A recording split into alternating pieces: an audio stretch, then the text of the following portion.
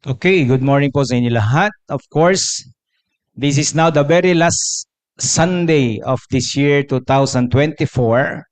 And as we do in the past, this is a very Thanksgiving Sunday. This is the culmination, ibig sabihin, the peak and the consummation ng tinatawag natin for the whole month that we prepared ourselves to be more thankful. And now this is the very service or services, the two services that we're going to, ika nga po, ay gagawin natin, ibibigay natin yung the best thanksgiving to the Lord. And that's why I do believe, because I did that. I prepare my very best special for the Lord today. And that's why I may also think na kayo rin po ay you did the same. So sa umagang ito, once again, before that, let's all pray. Heavenly Father, we thank you, Lord, once again for this wonderful and blessed day, Lord, indeed, because you are here and you are the reason of all these things. Maraming pong salamat, O Diyos. Again, we're going to end this year, Lord God, thanking you, worshiping you, and Lord God, we do something special for you, Lord God. Dahil ikaw po ay special talaga, O Diyos. That will never change. Kaya maraming pong salamat, pinupuri ka namin, dinadakila ka namin. Sa umagang ito, with that intentions, Lord, alam namin you have prepared that blessing for all of us. That's why may you bestow that blessings, Lord, as we receive this message from you, Lord God. And bless us, O God, with the presence of your Holy Spirit. O God, talagang siya po ang gumagawa ng lahat ng biyayang ito, O Diyos, sa mga buhay namin. Kaya Ama, sa lahat ng ito, sa iyo po'y tinataas namin ang lahat ng papuri. Ito po ang aming dalangin sa pangalan po ng aming Panginoong Hesus. Amen. Well, there was a quote that I read. Sabi po dyan, gratitude is riches and complaint is poverty. Alam niyo po, maraming mayaman talagang mga salita na mayaman sa kahulugan. Sabi niya sa Tagalog, ang mapagpasalamat ay pagiging mayaman. Ngunit ang mapagreklamo ay talagang kahirapan. Di po ba? It's a very challenging, ayon kay Doris Day, di ko yan kilala, pero nasa bit ko yan. Maganda yung sinabi niya. Pero maganda yung sinabi niya dahil minsan regardless what this person, but the point is, sabi niya, gratitude is riches and complaint is poverty. Ang magpasalamat, sabi niya, ay isang mayaman. Pero ang magreklamo ay isang kahirapan. Kaya ako po mas gusto kong nagpapasalamat dahil sa ganung paraan, ako po'y mayaman. Lahat ng mayaman, say amen. Yeah, at least nagkakaintindihan tayo ngayon dito. Hindi tayo nangangarap sa hangin. Because this is the only way that we can really reach the richness. No, di po ba? Kaya that's why ang title po natin yung Thanksgiving Culmination. Well, culmination is the peak, the ultimate that we're going to practice that one month that we prepared ourselves. So, let's learn the highest reason of Thanksgiving and do something important to God sa umagang ito. At gagawin natin ito sa umagang ito. Why? Alam niyo po ba, I really got the text. Minsan sabi nga po, napakarami naman talagang talata in the Bible. A lot of words that you can really find out kung paano at saan binanggit yung pagpapasalamat sa Diyos. In this series, because I mentioned Paul, di po ba? When he wrote that, rejoice, and I said it again, rejoice in the Lord. I said it, rejoice. Sabi niya po doon sa Philippians 4. Well, of course, the background was, hindi ko siya kinukuha doon sa mga taong ang pakiramdam ay masaya lang sa bagay, no, masarap sa paligid, no? Parang walang problema, pero kinuha talaga yan sa mga taong bat-bat ng kapagsubukan sa oras na yon nang binabanggit nila yan. Ibig sabihin, may kalaliman talaga ang kahulugan ng pasasalamat na binabanggit nila. Kaya halimbawa, kung nagpapasalamat ka, may bago kang kotse, well, that's good. Pero mababaw yon. Yeah? Papasalamat ka dahil meron kang ganito, may ganyan ka at nangyari ito. But come to think, para matuto tayong malalim magpasalamat, puntahan mo yung mga taong nagpasalamat na wala talaga sa convenient time, circumstances, And sabi nga ay mga pangyayari na nando sila. And one thing that I may give you this morning that you heard it so many times, but I really want to get the context of Thanksgiving sa kanyang buhay. At ito po ay si Hope. No, hindi po ba? Well, worse, sabi nga mas grabe pa sa sitwasyon ni Paul when he mentioned the Thanksgiving. Ang sabi niya diyan in Hope chapter 1, verse 20, I'll put this text. Sabi niya, tumayo si Hope, pinunit ang kanyang damit at naghahit ng ulo. Pagkatapos, nagpatirapas siya at sumamba sa Diyos. Well, may I say it, when you worship the Lord, hindi po kailanman isinasantabi yung tinatawag nating pasasalamat. Then he mentioned in verse 21, ang sabi niya, hubad akong lumabas sinapupunan ng aking ina, hubad din akong babalik sa lupa. Si Yahweh ang nagbigay, si Yahweh rin ang babawi. Purihin si Yahweh. Well, sa mga talata pong ito, ang laki ng kasaysayan na nakapaloob dito. Kasaysayan na tumatagos hanggang langit. Because there was a time in the court of God, nag-ipon-ipon ng sabi doon ng mga anak ng Diyos at kasama rin po doon na nakipagtipon sa court na yon ay si Satanas, di po ba? And then prior to that assembly, ay sinabi na ng writer that Job as a very righteous person, lumalayo siya sa masama at sumasamba siya sa Diyos. Then, all of a sudden, there was a court meeting there. Talagang nag-meeting doon. Di ko lang alam kasano. Pero ang malinaw na kasama doon ay ang Diyos at saka si Satanas nandoon. And then, proudly, God said kay Satanas, where have you been? Well, nagparoon pa rito. Parang nagsasurvey siya talaga. Nagpunta ako sa Balukok, nagpunta ako sa Kaingin, nagpunta ako sa Inao, nagpunta ako sa Pulilan, nagpunta ako sa Bustos, at nagpunta ako kung saan-saan. At tinitingnan yung mga tao. Well, I am just exaggerating but that's true. No, alaman po doon, pero ganun po ang itsura ng kanyang naging sagot. But then all of a sudden, God, with his, sabi nga, intention, he mentioned Hope. Have you seen my servant Hope? Sabi niya kasi nag-survey ka pala eh. Di ba? Parang, have you seen Jason? Have you seen Eric? My servant? Nag-survey ka pala eh. Kaya lang napili talaga ng Diyos. Yun talagang mananalo ang Diyos. Alam niya. Have you seen my servant Job?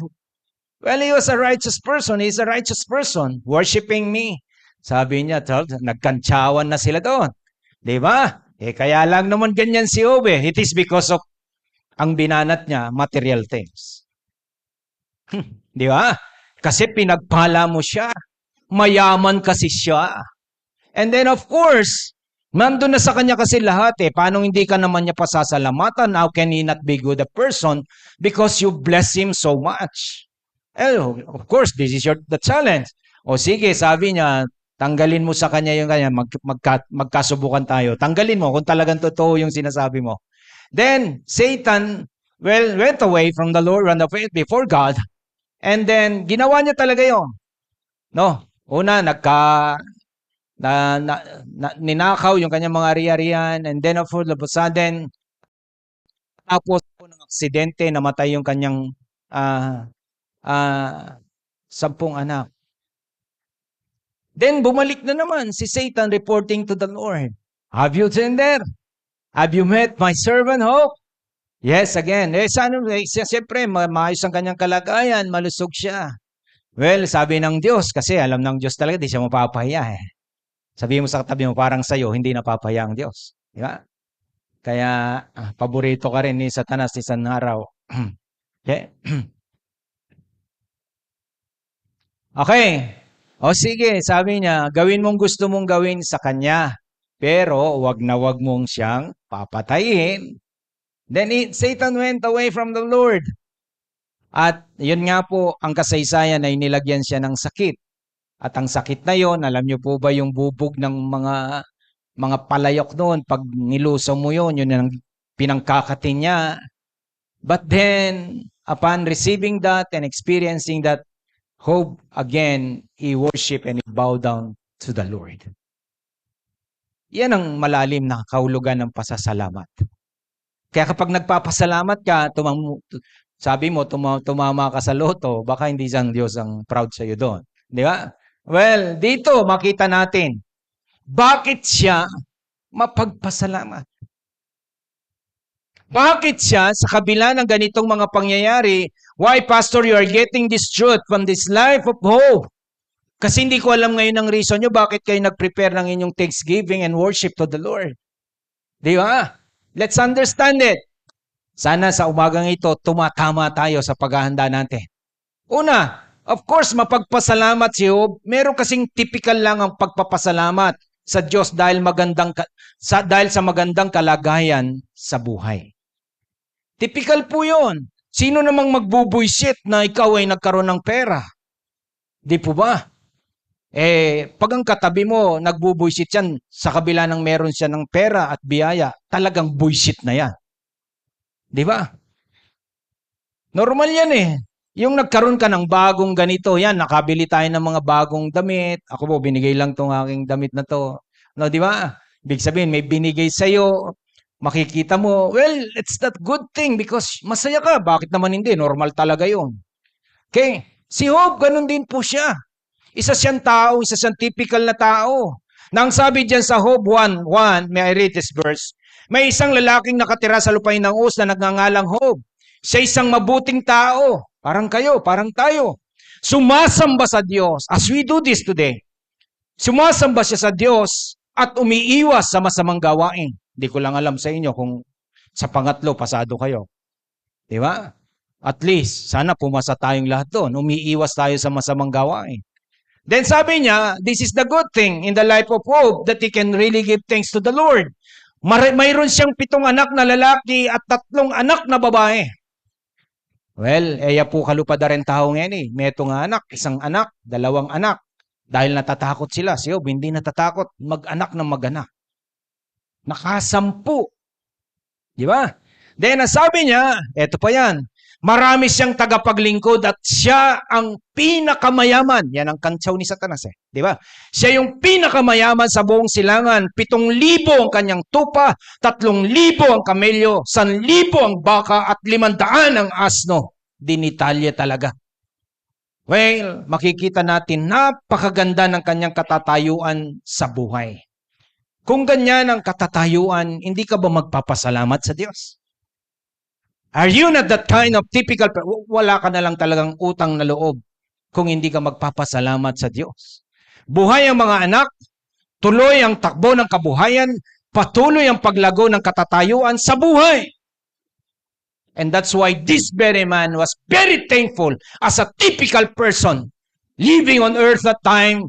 Parang tayo rin ngayon is a typical person na nabubuhay tayo. Kaya maraming nagpapasalamat sa Diyos. Kaya in verse 5 sabi niya, ito yung ginagawa niya as thanksgiving. Sa tuwing matatapos ang ganong handaan, dahil nagpipiging ang mga anak niya, pinapatawag niya ang kanyang mga anak para sa isang ritual. Maagang bumabangon si Job kinabukasan upang mag-alay sa Diyos. Dahil maganda yung nangyayari. Diba? Nagpipiging ang mga anak niya na enjoy nila yung magandang buhay. And then ang sabi niya, maaga bumabangon si Job kinabukasan upang mag-alay sa Diyos ng handog na sinusunog para sa kanyang mga anak dahil bakalim na nilalapastangan naman ito ang Diyos at sila'y magkasala. Sino nga ba namang pupunta sa kasalanan na napakaganda ng takbo ng kanilang buhay? So sa madalit salita, makikita natin sa panatag na kalagayan, pinasasalamatan at sinasamba ni Job ang Diyos. Amen po ba? Kaya sabihin mo, kamukha ko lang pala si Job. Di ba? Bakit? Kayo ba sa panatag at sa maayos, hindi nyo ba sinasambat, pinasasalamatan ng Diyos? Di ba? Typical? Well, kung hindi talaga, may problema ka. May problema ang tao. Pag sa maayos na hindi ka pa sumasamba, mas lalo sa hindi maayos. So again, dalayan ko po ng biyaya. Sa nagpapatuloy na magandang kalagayan, pinasasalamatan at sinasamba niya ang Diyos. Yan po si Job. Pero baligtarin natin. Kung babaligtarin kaya ang sitwasyon, nagpapasalamat pa rin kaya siya sa Diyos. What happened? Ito po yung pangalawa. Yun yung typical. Pero this is something special for us. Kaya napakagaling talaga ng Diyos. Dahil balancing turo, tamang turo, ipinapakita niya ang pasasalamat kung ano ang itsura. Sa pangalawa, kakaiba sa taong nagpapasalamat sa Diyos sa mahirap na kalagayan sa buhay. O kanina, masarap na kalagayan. Ngayon naman, sa mahirap na kalagayan. Madaling magpasalamat, di po ba? Sa masarap. Paano kung mahirap ang kalagayan? Let's see. In verse 13, isang araw, nagkakainan at nagiinuman ang anak ni Job sa bahay ng kanilang panganay na kapatid na lalaki. And then, this is the tragedy. Ito yung pinakamahirap. Walang ano-ano'y dumating kay Job ang isa niyang tauhan. Sinabi nito, kasalukuyan po naming pinag-aararo mga baka at nanginginain naman ang mga asno. Nang may dumating in verse 15 ng mga sabeo, kinuha po nila ang mga baka at mga asto at pinatay po ang aking mga kasama. Ako lamang po ang nakatakas upang magbalita sa inyo. Well, this happened with the good person. Verse 16, hindi pa ito nakakatapos sa pagbabalita ng may dumating na namang isa. Sinabi naman ito kay Job, tinamaan po ng kidlat ang mga tupat, mga pastol at namatay lahat. Ako lang po nakaligtas upang magbalita sa inyo. Verse 17, hindi pa ito halos tapos magsalita ng may isa na namang dumating. Ang sabi nito, sinalakay po kami ng 3 pangkat na mga kaldeo. Kinuha nila ang lahat ng kamelyo at pinatay ang mga kasama. Ako lang po ang nakatakas upang magbalita sa inyo. Then in verse 18, hindi pa rin ito halos tapos magsalita ng may dumating na mga isa at nagsabi, habang ang mga anak po ninyo ay nakakainan, nagiinuman sa bahay ng panganay nilang kapatid. In verse 9, what happened? Hinampas po ng napakalakas na hangin ng bahay at bumagsak. Nabagsakan po sila at namatay lahat. Ako lang pong natirang buhay upang magbalita sa inyo. Wow! Hindi ako napapawaw dahil maganda. Napapawaw ako talagang. Well, in the Bible, hindi pa ako nakakita ng ganitong kataas na kapagsubukan to a single person na talagang kung ilalagay mo yung lugar mo sa kanya, pwede bang minsan kasi masarap mag-imagine na ikaw sa masarap no? Pwede bang ikaw yung mag-imagine ngayon dito sa mahirap na to? Ikaw si Job. All of a sudden, this news came, nang sunod-sunod, dumating yun sa kanya, ang mga balitang yon. Ikaw yun, dinatnan ka ng mga balitang yon. One news after the other, and that is a news. Pwede sa panahon natin, we can call it the very bad news. Talagang bad news after bad news, after bad news, after bad news, and the extreme bad news up to the last. And then what happened to your personality? What happened to your humanity? You will be broke. Talagang wasak na wasak ka sa pakiramdam. Di ba? Di ba?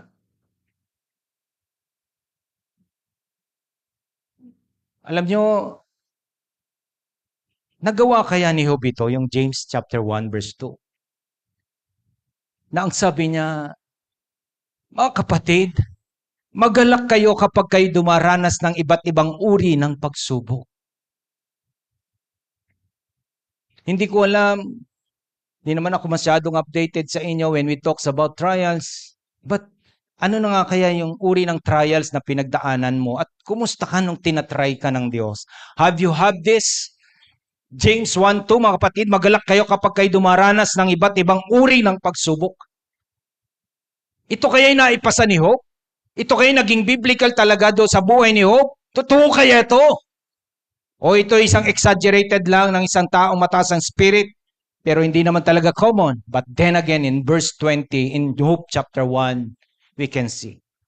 After all those news, bad news after bad news after bad news, this is the reaction of this man na gustong turuan tayo ng Diyos ngayon sa kanyang karanasan.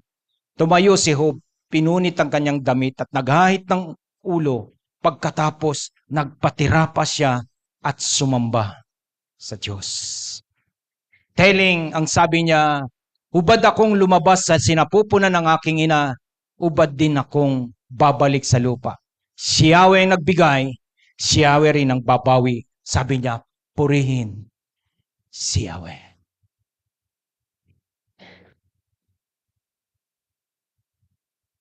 Well, minsan mahirap paniwalaan na mayroong ganitong uri ng tao. Kasi, di ko alam kung ganyan na rin tayong uri. No, di ba? Kapag ikaw ay may problema, ay hindi ka magmumukmok, kundi talagang hahanapin mo at luluhod ka sa Diyos at magpapasalamat. Di ba? Kapag ikaw ay masaya ang takbo ng buhay, ganun din, nagpipiging ka, nagdadasal ka, and thanking the Lord for all those blessings. Pero mabigat yung, at the extreme of your trials, ang sabi ng James 1:2, no, rejoice and count it all joy kapag meron kang pagsubok. Di ko alam gano'n tayo nakakarating sa level na yon. Di ba? Pero nais ko pong tingnan natin sa umagang ito. The kind of characteristic that I need, that you need, na naging characteristic po ng taong ito na ibinless sa kanya ng Diyos. Ano ang taglay ng pagkatao ng isang taong marunong magpasalamat sa Diyos sa anumang uri ng katatayuan sa buhay? Hindi ako mamimili kung mayaman ka at mahirap ka. Basta tao ka. Lahat ng tao dito, say amen. At Kristiyano kang pinag-aarian ng Diyos. Lahat ng Kristiyano say amen. So ano dapat ang katangian mo para mapagpasalamat ka? Well, ilang bagay po. Una, mataas ang pagkilala sa Diyos ng taong mapagpasalamat sa Diyos. Kung gusto mong maging mapagpasalamat sa Diyos, dapat tumaas ang iyong pagkakilala sa Diyos. Hanggat hindi tumataas ang tao sa pagkakilala sa Diyos, that person will never be thankful to God. Anong sabi ni Job sa verse 8? Sabi ng Diyos, napansin mo ba ang lingkod kong si Job? Tanong ni Yahweh, wala siyang katulad sa daigdig, mabuti siyang tao, sumasamba sa akin at umiiwas sa masamang gawain. Dugtong pa ni Yahweh, from the mouth of the Lord, he was telling Satan, this is my man. Well, makita natin, nakita natin si Job talagang kanina sa kanyang hindi po yun magagawa ng mga taong mababaw. Ang pagkakilala sa Diyos. Na pagkatapos mong maranasan ng masarap na biyaya sa buhay, babalik ta rin bigla ang sitwasyon. Then you're going to bow down, kneel down, and shaving your head, showing to God, you are my God. Hindi po yun magagawa ng mga taong mababaw ang pagkakilala sa Diyos. Kung kilala mo lang ang Diyos sa kanin at ulam, hindi mo yun magagawa. Kung kilala mo lang ang Diyos sa bahay at lupa, hindi mo yun magagawa. Kung kilala mo lang ang Diyos dahil sa tawa at sarap, hindi mo yun magagawa. Pero kung kilala mo ang Diyos sa kasalatan, kilala mo ang Diyos sa kahirapan, kilala mo ang Diyos sa maabding karanasan at mahirap na karanasan, you can always give thanks to God. Amen po ba? Kaya sa umagang ito, we can really gauge ourselves. This is just a simple message of the Lord. No. Sa tuwing ano ba ako nagpapasalamat sa Diyos? Ano bang sitwasyon ng aking buhay ako'y mapagpasalamat sa Diyos? Well, again, it depends how you know God and how you understand what God is doing. Kaya ang dalangin ko ng biyaya at pagpapala, lagi ko pong sinasabi ito. Dapat ang tao, ang isang ma-establish sa'yo, yung fix na pagkakilala mo sa Diyos. Ano yung fix mo na yun?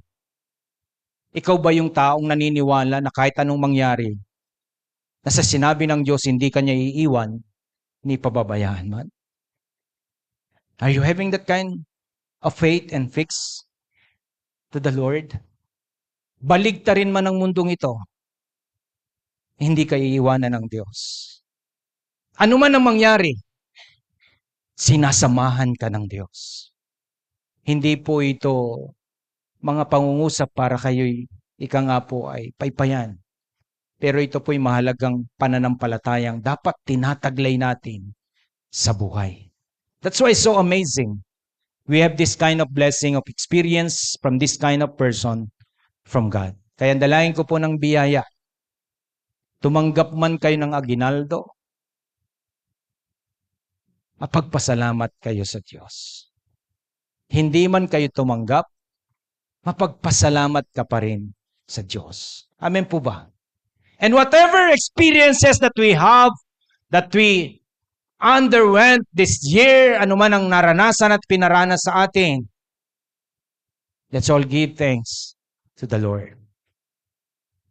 Ako po kanina, I was crying during worship because mamaya mag-church sana yung kapatid ko dito. Yung kapatid ko na dinadasal kong matagal, na sabi ko pag ito tumanda at matanda kaming pareho, baka akong malaking problema sa kanya. Because I am the father image in the family, but then again, the Lord bless us with the renewal of this person. And that's why, masarap talaga magpasalamat. Pero nung talagang nandun siya sa rurok ng pagka-struggle ng kanyang buhay, I'm still thanking the Lord and believing my fix to God. That one day, alam ko naman that I cannot change this man, this my brother of mine. I cannot change him.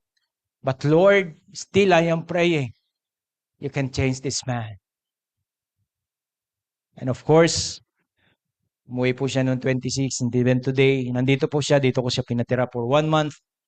And I'm really experiencing the changes that he had from the Lord.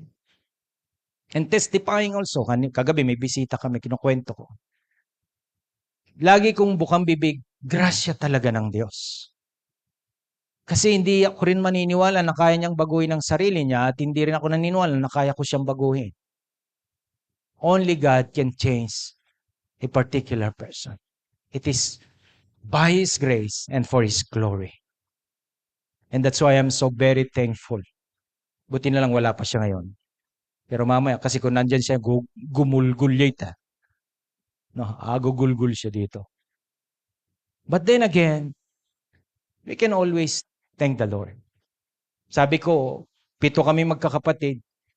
Namatay na po yung isa. Isa na lang, Lord. Isa na lang. Kaninang isa. No? Isa na lang na talagang magsusuko ng buhay sa iyo. And the rest is my pamangkins, mga ganon, still praying for the Lord and waiting that God one day by His grace, He will bless them. Kaya lahat po ng pinagpala ng Diyos, say amen. Palakpakan nga po natin ang Diyos para doon. Huwag po kayong bibitaw sa pagkakilala natin sa Diyos and always give thanks to God. Pangalawa, ang katangian ng mga taong mapagpasalamat sa Diyos, well, matibay ang loob ng taong mapagpasalamat sa Diyos. Lahat ng matibay ang loob, say amen. Well, ang mga tao, sabi nga po, ang mga taong mapagpasalamat, sila yung mga taong dumaan mismo sa mahirap na buhay. Itong taong pinag-iusapan natin na to, sabi ko nga, wala pa akong kilala ng ganito eh. Siguro merong iba, pero hindi ko alam kung ganito sila nagsumamo, nagpasalamat, lumuhod, and giving worship and thanks to the Lord after all, with all those kinds of trials. Ito lang muna ang taong kilala ko. Sana kayo naman yung susunod. Diba? Ang mga taong nagdusa ay may posibilidad na maging tunay na mapagpasalamat sa lahat ng mayroon sila. Kaya lang minsan hindi natin talaga pinipili yung tayong magdusa muna eh. Diba? Nagdusa ba siya? Meron ba siyang ganon? Naranasan ba niya talaga? Well, I still remember. Ito yung taong talagang napakatibay. Ang tawag nila dyan, resilience. Napaka-resilient niya. Itong taong to. Kaya pala mapagpasalamat.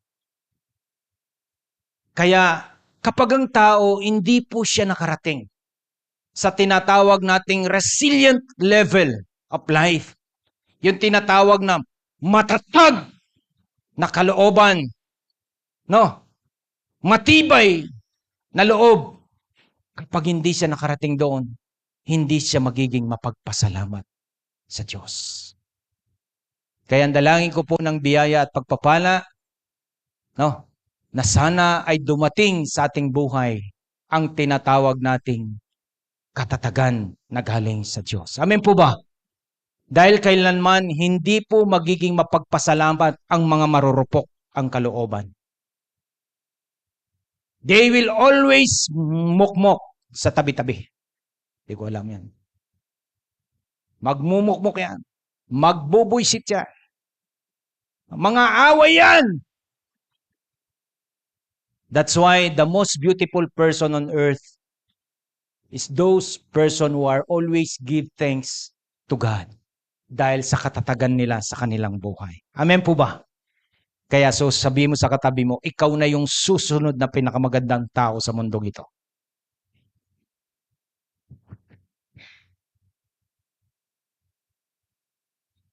Ay, naku. Napakasarap magbulay sa isang katotohanan na talaga namang posibleng mangyari sa ating buhay. Kaya dalayan ko pong ng biyaya na lalo pa tayong patatagin ng Diyos ang ating mga kalooban. Amen po ba? Pangatlo, bilisan ko na para magpasalamat na tayo sa Diyos. Well, ang taong mapagpasalamat sa Diyos ay malawak ang pangunawa ng taong ito. O malawak ang pangunawa ng taong mapagpasalamat sa Diyos. Pwede bong ibulong sa katabi mo. Sabi mo sa kanya, hindi siya makitid.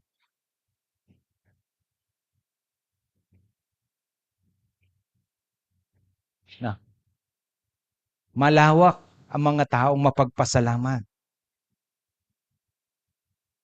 Ang sabi niya kanina, Hob, sinabi niya, hubad akong lumabas sa sinapupunan ng aking ina. Hubad din akong babalik sa lupa. Si Yahweh ang nagbigay, si Yahweh rin ang babawi. Kung hindi ganito kalawak ang iyong pangunawa, you will never be bowed down or you will never kneel down on earth and saying to God, thank you, Lord, and I worship you. Sabi nga, someone who is easy on themselves is someone who is grateful. When a person, sabi nga, can be truly aware of their own humanity, they can more easily be grateful for all that they have instead of focusing on what they don't have. Sabi ni Job, sa kanya mga salita, may I paraphrase it, sabi niya, wala naman talaga ito noon eh. Inarating lang naman talaga nito ni Lord eh. Eh ngayon, ginusto niyang tinanggal ito eh. Ang tawag po doon, malapad at mataas ang pagkakilala ni Job sa bagay-bagay. Kaya, ang pinakamasarap talagang buhay na marating ng tao, yung naiintindihan mo yung mga bagay-bagay. Kaya maraming malungkot kasi makitid. Kaya sabi mo sa katabi mo, magpakalapad-lapad ka naman.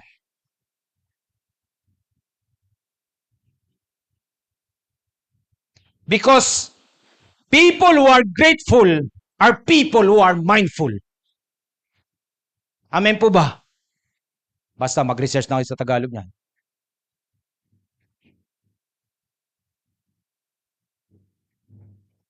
People who are mindful and live in the moment, pay attention to those around them, and are willing to recognize that all that is good in the world. Ang mga taong mindful, lagi siyang napupunta doon sa positibong bagay ng kagandahan ng mundong ito. Hindi po kailanman maganda ang ikaw ay manakawan. Hindi kailanman maganda na ikaw ay maransakan. At lalong hindi maganda na mamamatay ang mga anak mo dahil lumindol at nagiba ang kanilang kinalalagyan. Hindi kailanman po yun naging maganda. Pero sa isang taong malawak ang pangunawa, tiningnan pa rin niya yon. At ang sabi niya, hubad akong dumating dito at hubad akong aalis. He understood what God is doing. Yan ang isa ko pang gustong iwanan sa inyo. Ending this year, ang isang fix na ibibigay mo pananampalatayan sa Diyos, lagi mong isipin at lagi ko itong binabanggit. alam ng Diyos ang kanyang ginagawa sa mga buhay natin. Amen po ba? That one day you can always stand before God. God, you know what you're doing in my life. Masakit man at masarap to. I know you know what you're doing in my life. Yan ang masarap. Kaya ang taong mapagpasalamat sa Diyos, malawak ang kanyang pagkaintindi sa buhay. Kaya minsan mo pang kalabitin katabi mo, lawak-lawakan mo, bro.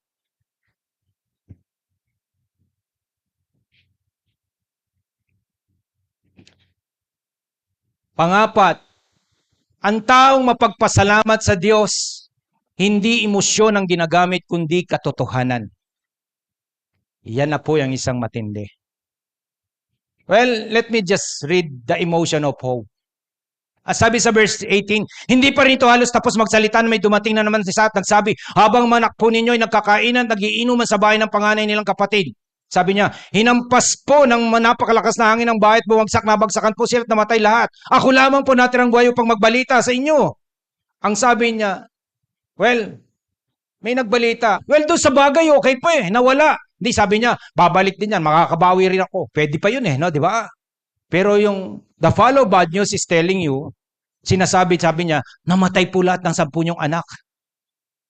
Sabi ko nga kanina, what kind of emotion that this man really had? The natural man that is hope. No. Ikaw kaya sasamba ka pa?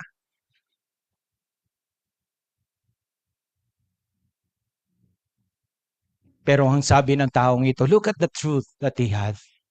Hindi niya sinabi, ang sakit, Lord! Gusto ko magsalita sa iyo, Lord! Harap tayo, Lord! Hindi niya sinabi yun. But then again, ang sabi, he bowed down and shaved his head and worship God. Sabi niya, and as he worship the Lord, in verse 21, he mentioned this word. Sabi niya, hubad akong lumabas, sinapupunan ng aking ina. Sabi niya, hubad din akong babalik sa lupa. Si Yahweh nagbigay, si Yahweh rin ang babawi. Purihin si Yahweh. Is that emotion? Emotion ba yun? No. Ang tawag po doon ay katotohanan. Kaya kapag ang tao marunong siyang gumamit ng katotohanan, lagi siyang marunong magpasalamat sa Diyos. Amen po ba? Mamamatayan ka ng 10 anak, magpapasalamat ka sa Diyos. Napaka-ironic niya sa nararamdaman niya. But then again, he bow down and thank the Lord. Kaya nga hindi po emosyon ang pasasalamat. Ito isang katotohanan na dapat ginagawa para sa Diyos. Amen po ba? Palakpakan niya po natin ang Diyos para doon. Ang taong mapagpasalamat sa Diyos, panguli po sa punto pero meron pa akong ilan. Sabi diyan, hindi material ang dahilan, ito ay spiritual. Lahat ng nawala ay material, pati yung mga anak niya, material person nyo. Ang sabi ng kanyang asawa, nung nagtatalo na sila, nagkasakit na siya, ito na yung second, in verse 10, ang sagot ni Job, hindi mo naintindihan ang yung sinasabi sabi niya sa kanyang asawa. Kaya kayong mga asawa na hindi nakakaintindi, mag-ingat kayo. Okay? Sabi niya, pagpapala lang ba ang tatanggapin mo sa Diyos? He was mentioning, but by context, he was telling riches, yaman, tapos siyempre masasayang pamilya. He was telling that kind. That is the word na pagpapala lang ba? Yan din naman ang pagpapalang alam natin. Hindi ba natin tatanggapin kung bigyan niya tayo ng pagdurusa? Wow! Sa kabila ng kanyang paghihirap, hindi nagsalita si Job ng laban sa Diyos. Well, nawala ang lahat ng ari-arian ni Job, subalit naging mapagpasalamat pa rin siya sa Diyos. Nawala ang kalusugan ni Job, subalit naging mapagpasalamat pa rin siya sa Diyos. Anong tawag doon? Material? No. Ang tawag po doon ay spiritual. Kaya the very spiritual person are those person who are thankful to God. Amen po ba? Kaya sabi mo sa katabi mo uli, magpaka-spiritual ka. Dahil diyan nauugot talaga ang malalim na pagpapasalamat sa Diyos. Hindi sa bagay, hindi sa pangyayari. Well, mga kapatid, yan po yung 5 na pwede nating matutuhan sa isang taong nagtataglay ng mapagpasalamat na puso. Nakailan ka? Nakailan ka sa 5? Pero ngayon, paano ba ginagawa talaga? Ano yung biblical recommendation of thanksgiving? So kung ganun ka ngayon, paano mo ito gagawin? Una, magpasalamat ka sa Diyos anuman ang pangyayari. Di ba yan ang nire-recommend? Kaya dapat ang tao kahit anong sitwasyon, marunong kang magsimba. Hindi ko mo nag-away kayo at nagbuisit ang asawa mo, ayaw mo na. Iwanan mo yung buisit kung ayaw niya. Di ba? Hindi hindi ka nagkaganito, hindi na-approve yung transaction mo, ayaw mo na. No, no, no, no, no. Ang sabi ng Diyos, magpasalamat sa Diyos kahit anong pangyayari. 1 Thessalonians 5:18.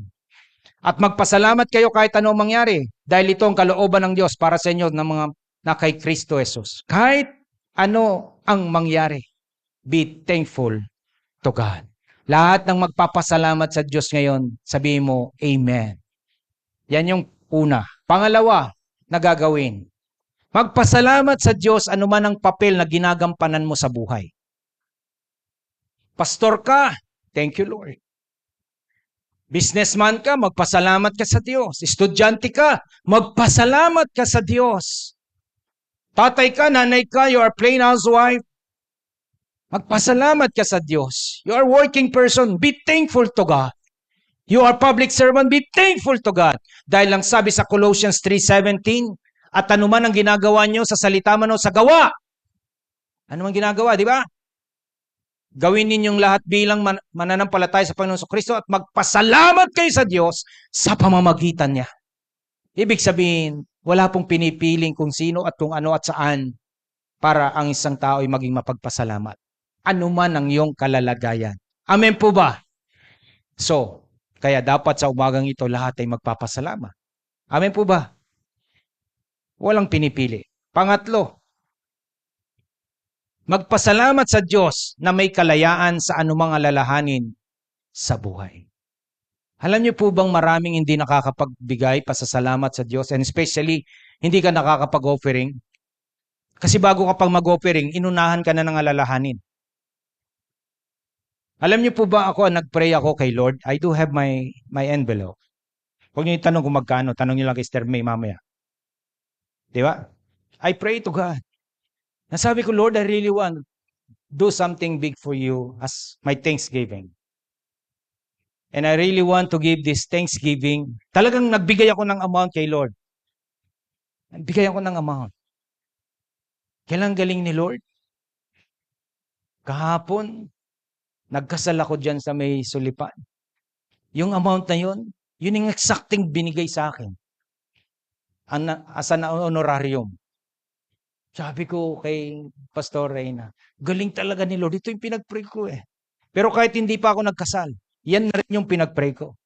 Uutang lang ako kay Eric ng ganitong halaga kasi para magpasalamat. Uutangin ko yung pasasalamat ko talaga. Di ba? Because what? Magpasalamat ka sa Diyos ng may kalayaan.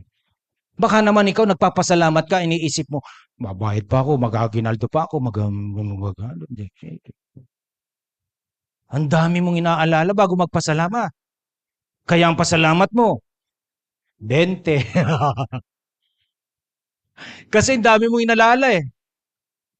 I tell you, Philippians 4:6, sabi niya, huwag kayong mag-alala sa anumang bagay.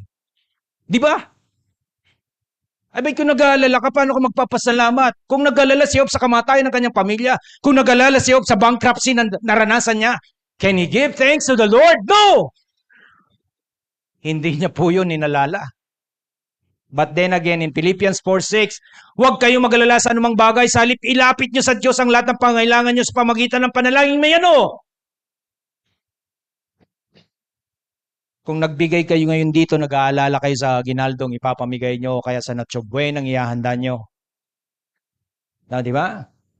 O kaya sa bakasyon na inyong gagastusin. Kaya hindi kayo magbibigay ng pasasalamat sa Diyos, bahala na si Lord sa inyo. Kasi ang sabi niya, huwag kayong mag-alala sa anumang bagay. Bago ka magpasalamat, dapat libre ka sa pag-alala. Dahil ang tao, magpasalamat sa Diyos na may kalayaan sa anumang alalahanin sa buhay. At pangapat yan, no? Paano magpasalamat? Magpasalamat sa Diyos na may pag-aandog ng mahalagang bagay na kinikilala mong galing ito sa Kanya. As I told you. Di ba? Alam ko naman lahat ng yan, sabi ni Job, galing yan sa Kanya eh. Wala naman ako eh. Ba't di ko gamitin ngayon yung galing sa Kanya? Total, Kanya to. At total, ang iniisip ko naman pag ako nagandog ito, ang Diyos naman eh. Di ba? Ang sabi sa Psalm ng mga awit, 107 verse 21, purihin nawa nila ang Panginoon dahil sa kanyang tapat na pag-ibig, dahil sa kanyang kahangangang mga gawa sa mga anak ng mga tao. Verse 22, at magandog nawa sila na may alay na pasasalamat. Magandog nawa sila na may alay na pasasalamat. Big sabihin nung magandog nawa sila doon dahil ang panahon nila doon, mga baka, mga kampi, mga hayop talagang the best. Sabi niya, magandog nawa sila ng ganoon at ipahayagan kanilang magawa na may awit ng kagalakan. And this is the word. Dito, paano magpasalamat sa Diyos? Kailangan ilagay mo sa isang bagay, sa isang uri. Lord, I'm really thankful to you, Lord God. Kaya alam niyo po, ang magpasalamat, maganda rin lumalaya ka sa anumang bagay sa mundong ito. Yan po yung pinakamasarap. Sabi nga kanina, as I introduce, gratitude is riches and complaint is poverty. Ang mapasalamat ay ang pagiging mayaman. Ngunit ang laging may reklamo sa buhay ay yan ang tunay na kahirapan. May sinabi rin si Zig Ziglar. Ang sabi niya, gratitude is the healthiest of all human emotions. Grabe, ganda. Kung gusto mo raw maging healthy ang yung pakiramdam, emosyon, the more you express gratitude, paano mo in-express? Sabi niya, for what you have, the more likely you will have even more to express gratitude for. Kaya mga kapatid, let me end in challenging you. Sana magpasalamat at sumamba ka sa Diyos dahil kilala mo talaga ang Diyos. Di po ba? Yan ang una. Kasi kilala mo ang Diyos. Yan ang una. Huwag ka magpasalamat ang anumang reason. And this is the very foundation. Pangalawa, sana magpasalamat at sumamba ka sa Diyos. Dahil sa matibay o matatag na kalooban ay binigay ng Diyos sa iyo. Pasalamat ka na isalba ka ng Diyos sa anumang pinagdaanan. Pangatlo, sana magpasalamat at sumamba ka sa Diyos dahil sa malawak na pangunawa na tinataglay mo na galing sa Diyos. Pangapat, sana magpasalamat at sumamba ka sa Diyos, hindi dahil ikaw ay emotional. Ito ay dahil taglay mo ang katotohanang itinanim sa iyo ng Diyos. At panguli, habang tayo po'y tumatayo, sana magpasalamat at sumamba ka sa Diyos, hindi dahil marami kang material na taglay, kundi ito'y dahil sa tamang espiritual na buhay. So bago po tayo at bago nyo hawakan, mamaya, as I give my prayers, instructions, yung pong inyong special thanksgiving offering in this to the red, yung ordinary tithes and offering is to the old box. But before that, let's give our thanksgiving words to the Lord, and after, we will give our offering pagkatapos ko pong manalangin. Pwede po ba lahat tayo sandaling yumuko? I'll give your best memory for the year 2024. A lot of things. Marami talaga. That we can really give thanks to the Lord. Yes, those, yung iba talagang masaya, masarap. Pero meron talagang mahirap eh. Diba? But you did all this time. Talagang dapat pasalamatan natin ang Diyos. Dahil siya yun eh. Siya talaga. Na hindi tayo iiwanan, na hindi tayo pababayaan. At gagawin niya ang alam niyang tamang dapat gawin. Siya yun. Siya yun. At kahit anong mangyari sa mundong ito, anak tayo ng Diyos. Kahit anong mangyari sa mundong ito, susubaybayan tayo ng Diyos. Kahit ano pang mangyari sa kanya-kanya nating buhay, hindi magbabago, mamahalin tayo ng Diyos. Kaya ang tanong, deserve ba talaga ng Diyos na pasalamatan siya? Deserve ba talaga niya? Deserve po ng Diyos na pasalamatan natin siya.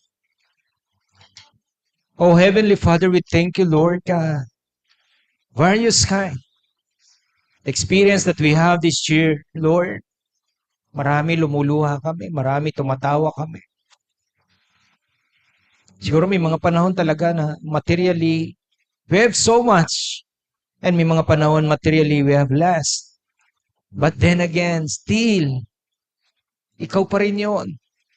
Ang Diyos na mabuti na kailanman hindi magbabago para sa amin. Kaya mga thank you very much.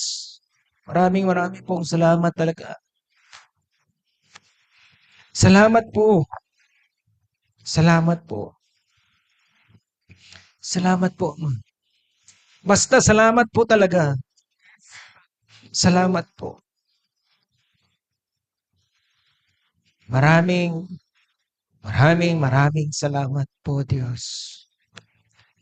Thank you so much. Come on. Thank you, Lord. Thank you, Lord. Oh, yes.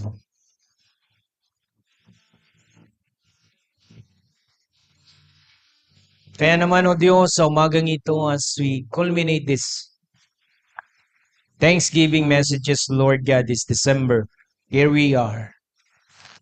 Handugan ka po namin ng aming special offering. Special Thanksgiving offering. Mababa man po ito sa uri mo, pero mahalaga po ito na naging gesture po namin ng talagang buong puso po naming pasasalamat sa iyo. Maraming pong salamat, O Diyos. Maraming salamat. Nandito po, maghahandog kami, mag-aalay kami. Basta habang dala-dala namin ito, pakiramdaman mo po sa aming puso, sa aming kagustuhan at kalooban, ang salitang maraming salamat po, aming Diyos. Sa lahat-lahat ng kaganapan, sa lahat-lahat ng iyong ginawa sa aming mga. Narito po ang lahat ng ito. Sa iyo po ang lahat ng ito. Ito po ang aming dalangin sa pangalan po ng aming Panginoon Jesus. Amen. Amen.